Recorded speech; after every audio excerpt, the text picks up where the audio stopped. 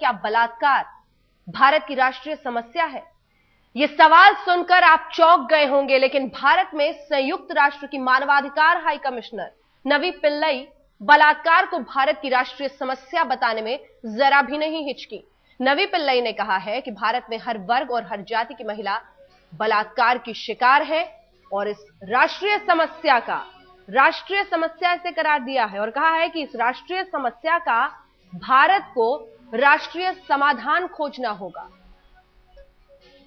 भारत में संयुक्त राष्ट्र की मानवाधिकार हाई कमिश्नर नवी पिल्लई ने गैंगरेप की शिकार हुई 23 साल की लड़की की मौत पर दुख जताते हुए यह बयान दिया है। नवी पिल्लई ने कहा कि भारत में पहले भी सामाजिक सुधार आंदोलन होते रहे हैं और उम्मीद है इस समस्या का समाधान ढूंढने में भी भारत को कामयाबी मिलेगी। बड़ा सवाल यह है कि मानवाधिकारों की वकालत करते हुए क्या नवी पिल्लई यह भूल गई कि बलात्कार किसी देश का राष्ट्रीय ना उसकी समस्या हो सकती है, ना उसका समाधान राष्ट्रीय हो सकता है।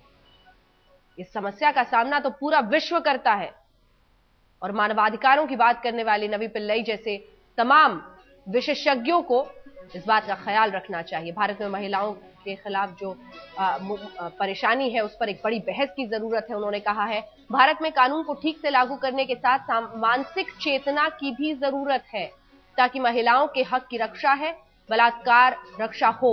बलात्कार भारत की ऐसी राष्ट्रीय समस्या है जिससे हर वर्ग और हर जाति की महिला प्रभावित है। भारत को इस समस्या से निपटने के लिए राष्ट्रीय समाधान ढूंढना होगा।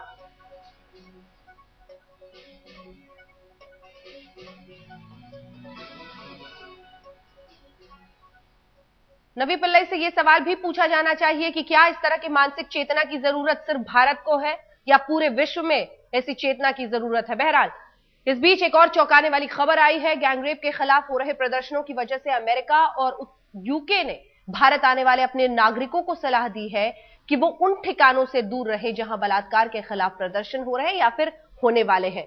अमेरिका और यूके ने अपने सैलानियों के लिए एडवाइजरी जारी की है कि सेंट्रल दिल्ली और ऐसे तमाम इलाके जहां पर प्रदर्शन हो रहे हैं उनसे वो दूर रहे और प्रदर्शनों से बचने के लिए वो खबरें देखते रहे।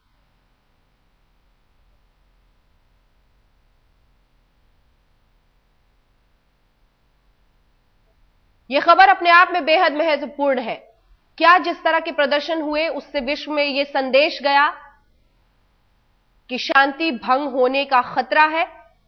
ऐसा पिछले कुछ दिनों से नहीं हो रहा। प्रदर्शनकारी प्रदर्शन कर रहे हैं, विरोध जता रहे हैं और बहुत ही शांतिपूर्ण तरीके से ये विरोध प्रदर्शन किए जा रहे हैं। ऐसे में अमेरिका और यूके ने जो ये एडवाइजरी जारी की है अपनी तरफ से, उसे किस तरह से देखा जाए, बड़ा सवाल।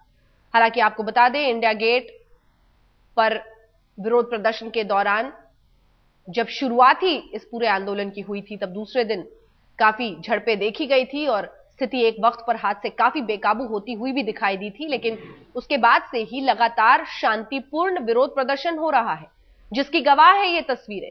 लगातार भारतीय टेलीविजन पर तमाम न्यूज एजेंसीज दिखा रही हैं कि किस तरह से शांतिपूर्ण तरीके से ये प्रदर्शन किए जा रहे हैं। इंडिया गेट के पूरे इलाके को वैसे ही सरकार ने बैन कर दिया है, कॉर्डन ऑफ कर दिया है। जंतर मंतर या फिर अन्य रास्तों को अपनाकर, जिसमें मुनिरका बस स्टॉप से लेकर तमाम ऐसे रास्ते हैं जहां पर विरोध जताया जा रहा है, लेकिन उसके बाद से बिल्कुल शांतिपूर्ण तरीके के साथ यह सब कुछ निपटाया जा रहा है।